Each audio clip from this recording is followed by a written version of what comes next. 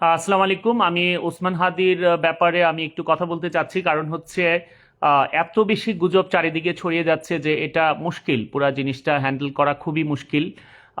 আমি খুব দুঃখিত যে আমার আগের লাইফটা কোন দিক দিয়ে যে সাউন্ড অফ ছিল আমি আসলে বুঝতে পারি নাই।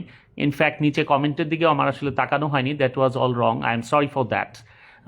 Once again starting from where I left, সেটা হচ্ছে যে ওসমান হাদির আমাদের বাংলাদেশের একটা বিশাল সম্পদ, কোনো সন্দেহ নেই। Not as a politician but as a philosopher, visionary Osman Hadi কিন্তু শুধু ইনকিলাব মঞ্চের প্রতিষ্ঠাতা না, ওসমান হাদি একই সাথে তিনি অবশ্যই ইনকিলাব কালচারাল সেন্টারেরও প্রতিষ্ঠাতা। আমার এখনো মনে আছে যখন ইনকিলাব কালচারাল সেন্টারের জন্য যখন সে বুক শেলফ কিনছিল এবং বইয়ের তালিকা দিচ্ছিল এবং বলছিল যে আপনারা টাকা পয়সা দিয়ে কন্ট্রিবিউট করতে পারেন, কারণ ইন্টেলেকচুয়াল ডেভেলপমেন্টের মধ্যে আমাদের ছেলে মেয়েদের, আমাদের তারুণ্য, যেটা মানে তাদের মনে অনেক প্রত্যাশা আছে, অনেক আশা আকাঙ্ক্ষা আছে, কিন্তু যে গ্রাউন্ডিং যেটা তৈরি করবে পড়াশোনা, সেই জিনিসটাতে অনেক গ্যাপ আছে।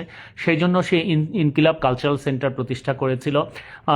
দ্যাট ইজ সামথিং এক্সট্রাঅর্ডিনারি, কারণ আমরা কোনো রাজনৈতিক দলকেই কখনোই দেখি নাই ইন্টেলেকচুয়াল পার্সুটে তাদেরকে সেইভাবে এগিয়ে আসতে। কিছু যেটা করেছে it's kind of N eyewash. তো কথা হচ্ছে যে তখন আমার মনে আছে সে সবার কাছে চাচ্ছিল যে একটা ইয়ে করে দেন,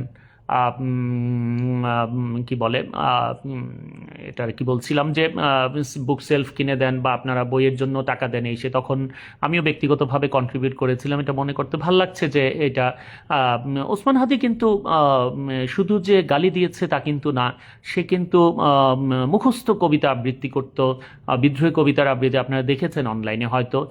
সে ডিবেট করতো, ডিবেটে জাতীয় পুরস্কার পেয়েছে বেশ কয়েকবার, আমি শুনলাম এক জায়গায়। তো ইন্টেলেকচুয়াল পার্সুটে সে তার তার ডেভেলপমেন্ট কিন্তু সে চালিয়ে গেছে। যেটা হাইলাইট করা হয়, আমি কালকে দেখলাম যে বিবিসি বাংলাতে একটা তাকে নিয়ে একটা প্রতিবেদন করেছে। আপনারা চিন্তা করতে পারবেন না যে এই যে এরা যে ফ্যাসিবাদের যে দোসর যে মিডিয়াগুলা, দেখেন সেখানে সে 4-5 বার ঘুরে ফিরে ওসমান হাদির গালিগালাজটাকে প্রাধান্য দিয়েছে, এবং সেটা আসিফ এন্তাজ রবি একটা ভিডিওতে দিয়েছে, আমি এটা লিঙ্কে দেওয়ার চেষ্টা করবো ইনশাল্লাহ। তো সেখানে সে বারবার বলছে যে তারা বারবার তার গালির বিষয়টাকে বলছে। আচ্ছা, গালিটা কতটুকু বড়, কিন্তু গালির ঘটনাটাকে গালি পর্যন্তই যিনি রেখে দিয়েছেন, বাস্তবে রূপান্তরিত করতে পারেননি। কিন্তু যারা বাস্তবে রূপান্তরিত করেছে তারা কি অনেক বেশি ঘৃণিত হওয়ার কথা না? মানে আমি এই জিনিসটা বুঝি না। আমি একজনকে গালি দিলাম যে তোমাকে আমি মেরে ফেলবো বা মারবো, তো সেটা আমার বড় অপরাধ হয়ে গেল। যে সত্যিকার অর্থে মানুষ মারছে, যে সত্যিকার অর্থে মানুষ মেরেছে, সাওয়া মাওয়া শুধু ছিঁড়ে ফেলে নাই, যারা সারা শরীরটাকে ছিঁড়ে করে ফেলেছে, এবং সেই ছিঁড়ে করে ফেলা শরীরটাকে গুমও করেছে মানুষ। তো ফ্যামিলি মেম্বাররা জানতে পারে নাই যে মানুষগুলো কোথায়, এবং সেই ফ্যামিলি মেম্বারদের কাছে ওই ব্যক্তিদের যে ব্যাংক ব্যালেন্স বা তাদের দলিল আদি সব কিছু ফ্রিজ হয়ে আছে, মুভ করা যাচ্ছে না। এবং ওই ফ্যামিলির মানুষগুলো কিন্তু চাকরি বাকরিও করতে পারতো না। সে বলতো, ও আচ্ছা তুমি ও আচ্ছা তুমি তো জঙ্গি বা এটা সেটাই, কত কিছুই তো হয়েছে। তো সেই ফ্যাসিজমের বিষয়, আমি কিন্তু ফ্যাসিজম বলতে শুধু যে আরেকটা প্রবলেম হচ্ছে যে আওয়ামী লীগেরা ভাবেন যে তাদেরকে বলা হচ্ছে। আমরা তো যে কোনো অন্যায়ের কথাই তো ওসমান হাদি বলতো। যদি আওয়ামী লীগের আমলে আর আগে যদি বিএনপি বা অন্য এরশাদ সরকার আমলে হয়ে থাকে, that is again included here. এবং এটা যদি কোনো এক কেয়ারটেকার গভর্নমেন্টের আমলেও যদি হয়ে থাকে, এই ধরনের এক্সট্রা জুডিশিয়াল কিলিং হয়ে থাকে, that is again commendable to the same extent, and that is the very reason Hadi kept on working all the way through in his political career। তারপর সে এগুলোর জন্য মানুষকে কি বলে ইন্সপায়ার করার চেষ্টা করছে in every sense of the term. এবং সে তার যে ক্ষিপ্রতা, তার যে কথা বলার যে সারল্য, এবং একই সাথে যে গভীরতা, এবং কথার পিঠে কথা দিয়ে কথার মালা গেথে যেভাবে সে আক্রমণ প্রতি আক্রমণে ইয়ে করতো, এবং সে যে উইটি রিমার্কসগুলো করতো। আমি দেখলাম যে মাহফুজ আলমকে নিয়ে, মাহফুজ আলম মাঝে মধ্যে আমাদের তো উপদেষ্টা ছিল, সে মাঝে মধ্যে এই একটা পোস্ট দিত বা ফেসবুক স্ট্যাটাস দিত, আবার পরে সেটা বের করে নিয়ে আসতো। তো এটা নিয়ে হাদি খুব সুন্দর একটা বক্তব্য দিয়েছে। বাবা, তুমি যদি ভাবুক হয়, তুমি যদি কবি হও, তুমি যদি অভিনেতা হও, তুমি যদি অভিমানী বালক হও, তাহলে তুমি কবিতা লিখো, তুমি গান করো, তুমি কেন উপদেষ্টার মতো বড় পদ নিয়ে কেন বসে আছো? That was absolutely great. এই যে অ্যাবিলিটি টু সে উইটি ওয়ার্ডস, যেগুলো আগেকার দিনের রাজনীতিবিদদের মধ্যে কিন্তু ছিল, এখনকার দিনের রাজনীতিবিদদের মধ্যে এসব তো নাই।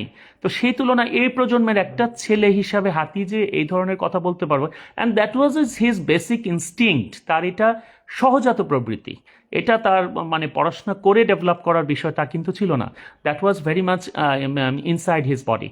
তো back again to the issue, তার হেলথ ইস্যুর কথা যদি আমরা বলি, Hadi is such a big asset in our country, এবং সে যে একজন ভিশনারি, সে যে শুধু তার ইনকিলাব মঞ্চ নিয়ে বসে আছে তা না, সে কিন্তু বলেছে যে যদি আমি নির্বাচিত হতে পারি তাহলে আমার অ্যাক্টিভিজমের কারণে, আমার সততা এবং আমার দুর্নীতির বিরুদ্ধে অবস্থানের কারণে কিন্তু এর পরের ইলেকশনে আবার 300 জন সংসদ সদস্যের উপরে চাপ পড়বে যে everyone should follow the things. এই যে একটা কনসেপ্ট যে সারা দেশের ভালোর জন্য ছড়িয়ে দেবে, এবং এই যে ভিশনারি কথাবার্তা সে বলেছে, আপনারা অনেক জায়গায় দেখেছেন যে সে বলেছে যে আমাদের প্রত্যেকটা ফিল্ডে প্রফেশনালস লাগবে, যে যে হাফেজ সাহেব হবেন, যে আরবিতে কথা বলেন, তিনি অবশ্যই যে কোনো একটা গুরুত্বপূর্ণ কথাকে, আমাদের এখানে ফ্যাসিজমের কথা বলেন, ইন্ডিয়ান হ্যাজিমনির কথা বলেন, ইন্ডিয়ান অপারেশনের কথা বলেন, ইন্ডিয়ান কন্ট্রোলের কথা বলেন, সেই কথাগুলো সুন্দরভাবে আরবিতে তর্জমা করে সে যেন মিডল ইস্টের প্রত্যেকটা দেশের কাছে পৌঁছাতে পারেন, সেই যোগ্যতা সম্পন্ন আরবি জানা লোক আমাদের লাগবে, সেই যোগ্যতা সম্পন্ন ইংরেজি জানা লোক আমাদের লাগবে, হু ক্যান কন্ট্রিবিউট,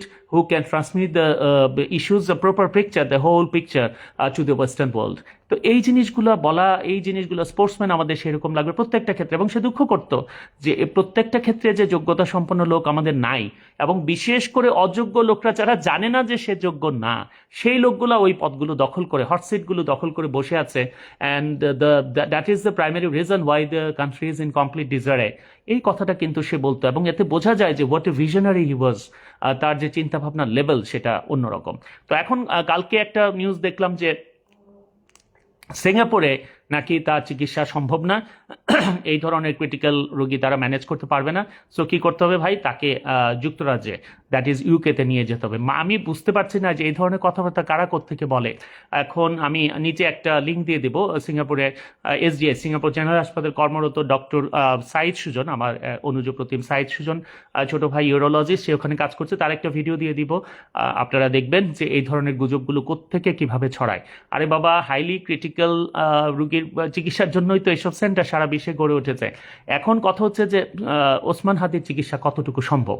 প্রথম কথা হচ্ছে, ওসমান হাদির যে লিথাল ব্রেইন ইঞ্জুরি হয়েছে, তাকে যেমন এক পাশ থেকে গুলি ভেদ করে চলে গেছে, বা গুলি কিছু ফ্রেগমেন্টস ভিতরে রয়ে গেছে, that is all together, the outcome is all the same. So আপনি গুলির কতটুকু কোথায় রয়ে গেছে এগুলো নিয়ে আপনাদের পাগল হওয়ার বেশি কিছু নাই।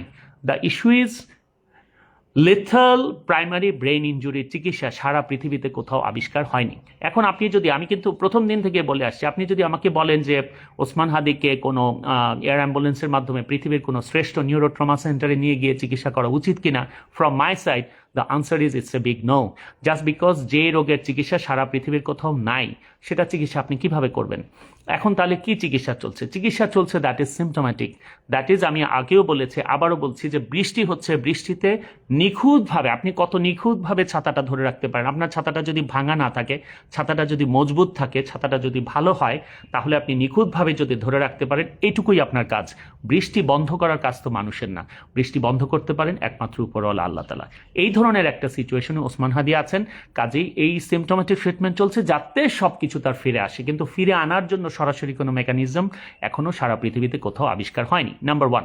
এবার আসেন নাম্বার 2 পয়েন্ট, যে মালালা ইউসুফজাইয়ের কথাটা খুব বেশি আসছে। আরে ভাই, মালালা ইউসুফজাই তো একজন মানুষ, সারা পৃথিবীতে প্রতিদিন হেড ইঞ্জুরি হচ্ছে রে ভাই, হাজার হাজার মানুষের হেড ইঞ্জুরি হচ্ছে। হেড ইঞ্জুরি অনেকভাবে হতে পারে, আপনি রোড অ্যাক্সিডেন্ট থেকে হেড ইঞ্জুরি হতে পারে, আপনার এরকমভাবে শ্যুট করলে হেড ইঞ্জুরি হতে পারে, আপনি প্রাকৃতিক দুর্যোগের মধ্যে পড়ে গেছেন, পানির মধ্যে পড়ে গেছেন, আপনি আপনার গায়ে ডাল এসে পড়েছে, গাছের ডাল এসে পড়েছে, রাস্তা দিয়ে হাঁটছেন, ঘূর্ণিঝড় হচ্ছে, টিনের চাল এসে পড়েছেন, সেই থেকে হেড ইঞ্জুরি হতে পারে। হেড ইঞ্জুরি তো সারা পৃথিবীতে হচ্ছে, বহু মানুষ বেঁচে আছে, বহু মানুষ ফুল রিকভারি করেছে, বহু মানুষ মারা যাচ্ছে। তো একজনের সাথে আরেকজনেরটা মিলান কিভাবে? এটা তো বলাই আছে প্রবাদ, ওয়ান সাইজ ফিটস অল, এই ধরনের কোনো ব্যাপার সেপার নাই। আপনি মালালার সাথে কিভাবে মেলাচ্ছেন হাদির ব্যাপারটাকে? এই ধরনের মেলানোর তো কিছু নাই। আপনারা মনে আছে নিশ্চয়ই, বেনজির ভুট্টো এই ধরনের অ্যাক্সিডেন্টের পর সেও হসপিটাল ট্রিটমেন্ট পেয়েছিল, ইন্দিরা গান্ধী হসপিটাল ট্রিটমেন্ট পেয়েছিল, এমনকি প্রিন্সেস ডায়ানা হসপিটাল ট্রিটমেন্ট পেয়েছিল, but they could not recover. And আমাদের মন থেকে আমরা সবসময় চাচ্ছি হাদি ফেরত আসুক, but right at the same time you have to keep in mind the ground reality. Medical সায়েন্সের যে লেভেল সেটার বাইরে কিছু করা যাবে না।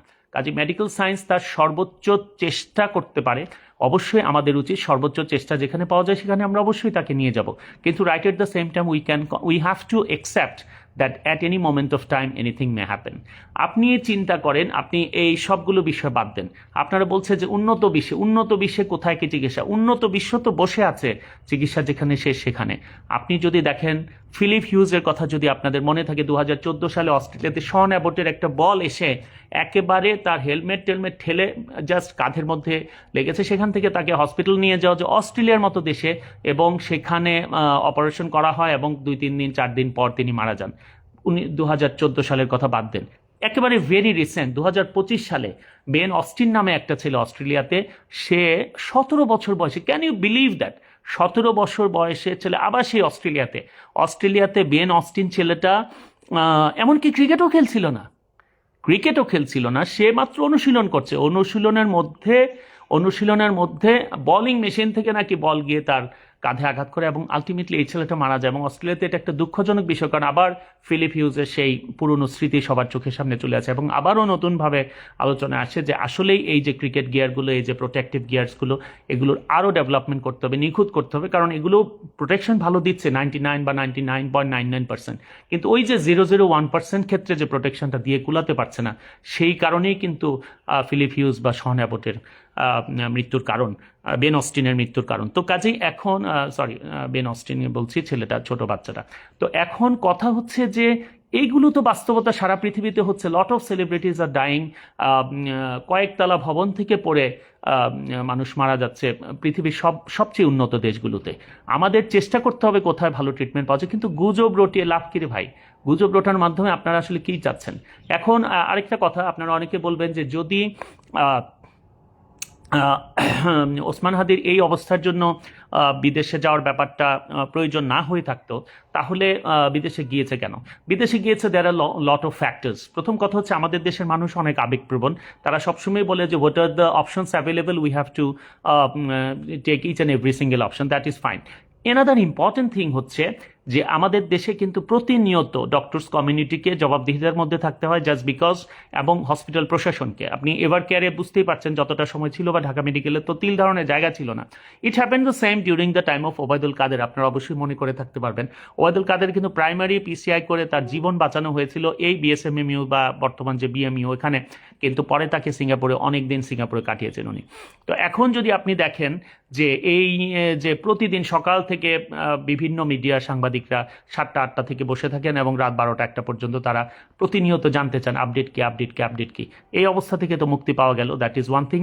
কারণ হচ্ছে বিদেশে যখন সিঙ্গাপুরে যখন নিয়ে গেছে, এখন কিন্তু সেভাবে আপনারা আপডেট পাবেন না। আপনাদের মনে থাকতে পারে ডিএনসিসি মেয়র আনিসুল হক, তিনি লন্ডনে তার মেয়েকে দেখতে গিয়ে, সেখানে কিন্তু মেয়ের সন্তান হবে, সেই সময় দেখতে গিয়ে তিনি কিন্তু অসুস্থ হয়ে পড়েন এবং সেখানে প্রায় 3 মাসের অধিককাল তিনি আইসিইউতে ছিলেন লন্ডনে বিভিন্ন জায়গায়। আমরা কি 3 মাসে 3 দুগুণে 6টা, মানে প্রতি মাসে 15 দিনে কি একটা করে কোনো আপডেট পেয়েছি? আপনি নিজে এখন সার্চ দেন ডিএনসিসি মেয়র আনিসুল হকের চিকিৎসার আপডেট লিখে, এখনই আপনি গুগল ক্রোমে সার্চ দেন বা যে কোনো জায়গায় সার্চ দেন, আপনি দেখবেন যে how many updates you have got. ওখানে কিন্তু আপডেট নাই, কারণ তারা কিন্তু প্রতিদিন আপডেটগুলো জানানোর জন্য কর্তৃপক্ষ বাধ্য নয়। এবং সেটা যদি রুবানা হক বা অন্য কেউ জানতেন, তাহলে অবশ্যই কোনো না কোনোভাবে মিডিয়াতে কিন্তু চলে আসতো, সেভাবে কিন্তু অটো ডিটেল প্রতিদিন জানা যায়নি। তো এটাই একটা অবস্থা, কারণ এই ধরনের মানে এমনিতেই রোগীর প্রেশারে মানুষ কষ্ট থাকে, কাজে এই প্রেশারগুলো সারা পৃথিবীতে কোথাও এত মারাত্মকভাবে নেওয়া হয় না। আর ওসমান হাদির ক্ষেত্রে আমি আপনাদের বলি যে it is like a marathon. এটা প্রতিদিন কি উন্নতি হচ্ছে, কতটুকু সে হাত নাড়াচ্ছে কিনা, চোখে দেখছে কিনা, it is not a thing like that. এই ধরনের ইনজুরি তার হয় নাই ভাই, it's a highly critical situation. আর এই যে কেউ বলেন, মাঝে মধ্যে শব্দটা বলে ফেলেন স্ট্যাবল বলতে আপনারা কি বুঝেন? Stable means it's a situation that is under control. Osman Hadi's situation is never under control. So আমি দেখেছি কয়েকজন, এমনকি ডক্টরও বলছেন, I don't exactly know as to why they are telling that. If it is that, যে আপনি বলছেন যে এই অবস্থায় আছে, অপরিবর্তিত, এক চেয়ে উন্নতি হয়নি, আবার অবনতি তো কিছু নাই। উনি শেষের অবস্থানে, আর এরপরে অবনতি তো মৃত্যু ছাড়া কিছু নাই। তো সেক্ষেত্রে আপনি বলেন স্ট্যাটিক কন্ডিশন, এটা একটা আনচেঞ্জড কন্ডিশন, অথবা no improvement actually till now, এ ধরনের বলতে পারে। What's the point telling like stable? Stable means it's a situation which is under control firstly, and secondly it does mean that যে এই situation থেকে হঠাৎ করে একেবারে কোনো মানে নিদর্শন দেখানো ছাড়া হুট করে মানুষ মারা যাবে এরকম হয়তো না। এটা হচ্ছে একটা স্টেবল কন্ডিশন, যে মোটামুটি স্থিতিশীল আছেন। কিন্তু কথায় কথায় স্থিতিশীল বলা, that is wrong from professional point of view, that is 100% wrong. Just can talk like that. বিশেষ করে আমি প্রফেশনালদের বলছি, ডাক্তারদের বলছি এই জিনিসগুলো খেয়াল করার জন্য। আমরা মালালা ইউসুফজাইয়ের কেসটাকে সামনে আনার দরকার নেই। আমাদের সবার কাজ হচ্ছে শুধুমাত্র দোয়া করা।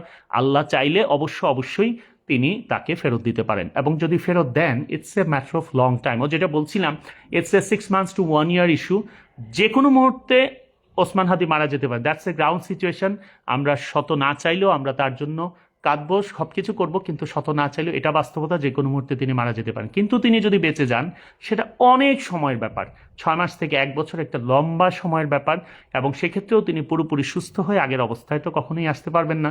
তো কাজে আপনারা খুব শুধু দোয়া করতে থাকেন যে আল্লাহ যেন তাকে একটা মোটামুটি একটা অবস্থায় যেন আমাদের মাঝে রেখে যান, যাতে তার দিকে তাকিয়ে হলেও আমরা তার যে আদর্শ সে দিয়ে গেছে এদেশের মানুষদের জন্য, ওই যে বললাম 1 হাদির জায়গায় অসংখ্য হাদি তৈরি হবে, সেটা যেন হওয়ার চেষ্টা করে। যদিও মেধার দিক থেকে that is very much questionable. এই ছেলেটা মানে is a high intellectual capability দিয়ে আল্লাহ তাকে পাঠিয়েছে, এবং that is the very reason শত্রুরা তাকে টার্গেট করেছে। এইটা হচ্ছে সবচেয়ে দুর্ভাগ্যের ব্যাপার। আর ওসমান হাদি কিন্তু বলে গেছে যে আমি যদি মারা যাই, আমার যাদের কারণে আমার মৃত্যু হলো তাদের শাস্তির ব্যবস্থাটা করতে পারে। সরকারকে আমি বলছি যে টেক প্রপার মেজার্স, এবং very unfortunately and horribly you are failing. আপনারা চেষ্টা করেন এদেরকে ধরার জন্য, এবং দৃষ্টান্তমূলক শাস্তির ব্যবস্থা করতে হবে অ্যাজ আর্লি অ্যাজ পসিবল, খুব দ্রুততম সময়ের মধ্যেই। আমি ডাক্তারদের বলবো যে be very specific with whatever else you just want to say. There is always miracle, but that's the percentage is very low. A rarity is a rarity. Rare সিচুয়েশনে কেউ যদি ইয়ে হয়, সরি একটা কল এসেছিল। Rare সিচুয়েশনে কেউ যদি কি বলছিলাম, রেয়ার সিচুয়েশনে কেউ যদি বেঁচে যায়, সেটা একটা রেয়ারিটি, সেটা বলতে হবে। বলে না যে exceptions can never be example. এক্সেপশনকে এক্সাম্পল হিসেবে বারবার দাঁড় করানো যাবে না। কাজে ডাক্তাররা বলতে পারেন যে there may be exceptions and miraculously he may be saved, otherwise it's a sorry state of affair altogether. আমরা শুধু তার জন্য দোয়া করব, মহান আল্লাহ সব কিছু সহজ করে দেয়। আমি তো সবসময় পার্সোনালি মনে করি খুব সাহসী ডিসিশনও নেওয়া যেতে পারে, কারণ প্রতি মুহূর্তে তো সে কষ্ট পাচ্ছে, অনেক কষ্ট পাচ্ছে। ওসমান হাদিকে চেয়েছিল, এইরকম একটা দেশপ্রেমী মানুষকে চেয়েছিল সত্যি বিদেশের মাটিতে তার মৃত্যু হোক, সেটা কি চেয়েছিল? চাই নাই। তো আমরা কি তার চাওয়াটাকে সম্মান দিতে পেরেছি? সে তো মৃতবধ, কাজেই তাকে তো আমরা না জেনেই তো তাকে তার ইচ্ছার বাইরেই তো আমরা পাঠিয়েছি। আমি ব্যক্তিগতভাবে আমার মা স্ট্রোকে আক্রান্ত হয়ে 4 দিন অসুস্থ ছিলেন, 5ম দিন আমরা আইসিইউতেও নিয়েছি। কিন্তু যখন আমি দেখছি যে একেবারে ইরিভার্সিবল সিচুয়েশন ছিল, কোনো অবস্থাতেই তিনি আর ফিরে আসবেন না, তখন আমি কিন্তু তাকে লাইফ সাপোর্টে দেওয়া বা টিউব দেওয়া, ভেন্টিলেশনে যাওয়া, এই সবগুলো বাদ দিয়ে দিয়েছিলাম। এবং আমার 2 বোনের সাথেও আমি কথা বলেছিলাম যে এই ধরনের সিচুয়েশনে let me take some brave decisions. এটা হচ্ছে কথা। তো যাই হোক, মহান আল্লাহর কাছে আমাদের চাওয়া তিনি যেন তাকে মুক্তি। সবাইকে বলি যে দয়া করে গুজব সৃষ্টি করবেন না, গুজবে কান দিবেন না, শুধু দোয়া করতে থাকেন, শুধু দোয়া করতে থাকেন। আল্লাহ চাইলে অনেক কিছু সম্ভব। আসসালামু আলাইকুম।